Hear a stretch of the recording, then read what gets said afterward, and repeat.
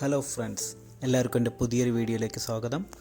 ഇന്ന് നമ്മൾ റെഡ്മീൻ്റെ not 9S എന്ന് പറയുന്ന പുതിയൊരു മോഡലാണ് അൺബോക്സ് ചെയ്യാൻ പോകുന്നത്. ഇത് ഇന്ത്യയിൽ ഇതുവരെ ഇറങ്ങിയിട്ടില്ല. ഇതിൻ്റെ നമ്മുടെ കയ്യിലിരിക്കുന്ന version not 9S blue 6GB Ram 128GB ആണ്. അപ്പോൾ അതിൻ്റെ അൺബോക്സിലേക്ക് കിടക്കാം, എന്തൊക്കെയുള്ളതെന്ന് നോക്കാം.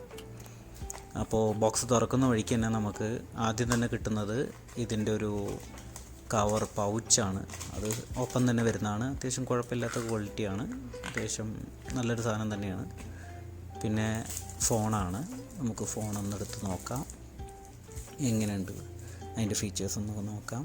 ഭയങ്കര ഗ്ലോസി ഫിനിഷിംഗ് ആണ്. ഫ്രണ്ടിലും ബാക്കിലും ഗൊറില്ല ഗ്ലാസിൻ്റെ പ്രൊട്ടക്ഷൻ ഉണ്ട്. അപ്പോൾ സാധനം നല്ല പ്രീമിയം ലുക്കൊക്കെ പ്രൊവൈഡ് ചെയ്യുന്നുണ്ട്. സൈഡ് ഫിനിഷിങ്ങും തിക്നെസ്സും എല്ലാം വളരെ നന്നായിട്ട് തന്നെ ഇത് ചെയ്തിട്ടുണ്ട്. ഫിംഗർ പ്രിൻ്റ് വന്നിട്ട് സൈഡിലാണ് അവർ സെറ്റ് ചെയ്ത് വെച്ചിരിക്കുന്നത്. താഴത്ത് നമുക്കൊരു സി ടൈപ്പ് USB കേബിളുണ്ട്, ഹെഡ്ഫോൺ ജാക്ക് ഉണ്ട്. അപ്പോൾ എത്രയാണ്. പിന്നെ നമുക്ക് ബോക്സിൻ്റെ ഉള്ളിൽ എന്തൊക്കെയുള്ളതെന്ന് നോക്കാം. ബോക്സിൻ്റെ ഉള്ളിലൊരു ഫാസ്റ്റ് ചാർജിങ് ഉണ്ട്. നമുക്ക് അത്യാവശ്യം കുഴപ്പമില്ലാത്ത നല്ലൊരു ചാർജർ തന്നെ അതിൻ്റെ ഒപ്പം വരുന്നുണ്ട്. ഇത് ടൈപ്പ് C ടൈപ്പാണ്. USB കേബിള് ടൈപ്പ് C ആണ് വരുന്നത് ചാർജിങ്. അപ്പോൾ ഇത്രയും സാധനങ്ങളാണ് ഇതിൻ്റെ ഉള്ളിലുള്ളത്. റെഡ്മീൻ്റെ തന്നെ നോട്ട് 9 Pro എന്ന് പറയുന്ന മോഡലിൻ്റെ ഒരു അപ്ഗ്രേഡഡ് വേർഷനാണ് Redmi note 9S. Redmi note 9 പ്രോയിലില്ലാത്ത ചില ഫീച്ചേഴ്സ് ഇതിൽ ആഡ് ചെയ്തിട്ടുണ്ട്. കാരണം വേറൊന്നുമല്ല, നമുക്കെല്ലാവർക്കും അറിയാം റെഡ്മീൻ്റെ ഏറ്റവും വലിയ എതിരാളി എന്ന് പറയുന്നത് റിയൽമി തന്നെയാണ്. റിയൽമി 6 സീരീസും റെഡ്മി നോട്ട് 9 സീരീസും ഓൾമോസ്റ്റ് സെയിം റേഞ്ചിൽ പ്രൈസ് റേറ്റാണ്. പക്ഷേ അതിൽ തന്നെ റിയൽമീൻ്റെ ഫോണുകൾക്ക് ഇമേജ് സ്റ്റെബിലൈസേഷൻ ഉള്ളത് കൊണ്ട് തന്നെ അവർക്കൊരു മാർക്കറ്റിലൊരു കുറച്ചും കൂടി നല്ല ബൂസ്റ്റിംഗ് കിട്ടിയിട്ടുണ്ട്.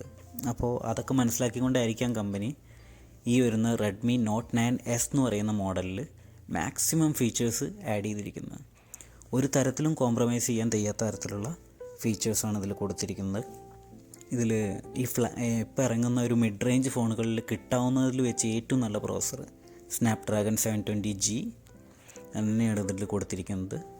പിന്നെ അതുപോലെ തന്നെ ഇതിൻ്റെ ക്യാമറ സെറ്റപ്പ് വന്നിട്ട് അത് റെഡ്മി നോട്ട് 9 പ്രോയിലുള്ള പോലെയൊക്കെ തന്നെ ഒരു കോഡ് ക്യാമറ സെറ്റപ്പാണ്.